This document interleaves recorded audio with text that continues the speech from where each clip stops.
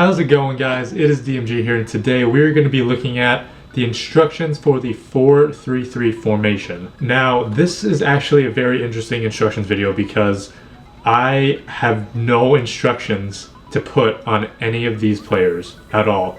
I don't have the left or right backs staying back while attacking. I don't have any instructions on the midfielders, having them, like any of them staying back while attacking. I have none on the wingers, none on the striker. Nothing at all. But it could be because I came up against like crappier opponents or the formations that the 4-3-3 just does well against. It could be my custom tactics. I'm not sure, but this formation without any instructions on is amazing. So basically what I'm going to do instead is just talk about why work rates are so important in this team. They are extremely important in this formation.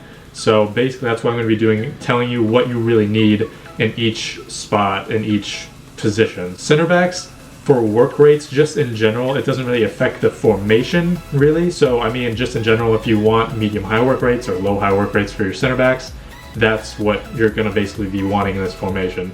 Now for the right and left backs, usually for 90% of my instruction videos, I have them staying back while attacking. However, I didn't want to do that, at least in this formation, because starting out, I don't like putting any instructions on just to see how the team does. But also because in this formation, it would be just like the 4-3-2-1 with defined areas. It'd be the defense, the midfield, and the attackers. It's very defined, and personally, I'm not a huge fan of that. So I would want them at least kind of overlapping sometimes, so then they would be kind of interchanging with the center mids. They would be helping them out a lot, especially in the build-up. Now we're going to go on to the midfield, and this is easily the most important part of the team, and easily the most important part where work rates are.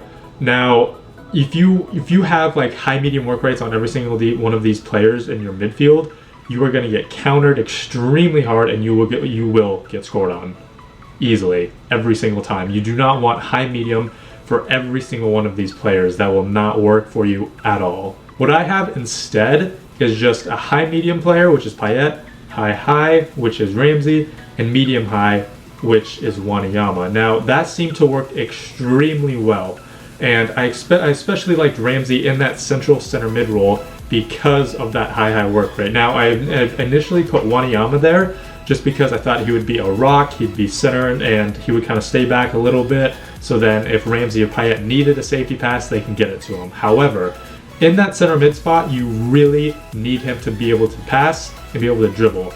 Wanyama cannot do that as well as any other players. He's not a very attacking player. He can't really pass that well.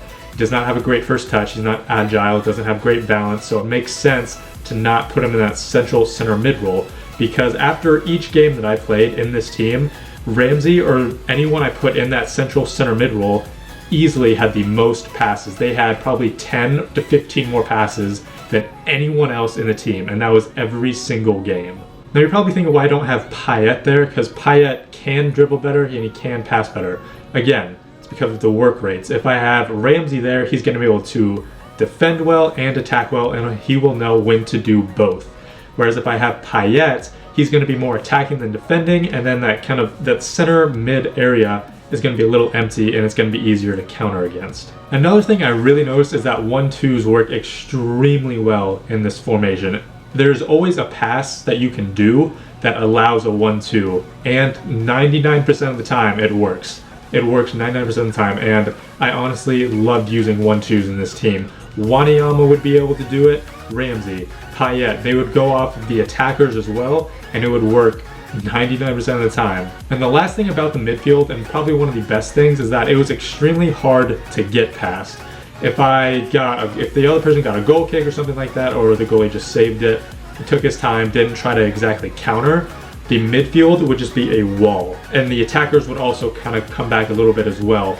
And it would be extremely hard for them to actually get past. Now, even if they did get past that midfield, the midfielders would run back and it would still be hard to score. So not only are they making it hard to actually just get up the field, once they actually got up the field, it was still hard for them to actually get the ball in the back of the net. And then finally for the attackers, I don't really have anything to say about them. They were just amazing again. I did not need any instructions for them. Could just be the work rates. Velocity has high medium, Shaqiri has high medium, Kane has high, that might have something to do with it, I'm not sure. So that's going to be it for this instructions video, guys, even though there were no instructions really. But basically, if you have the correct midfield with the players you like, with the correct work rates, you will do extremely well with this formation.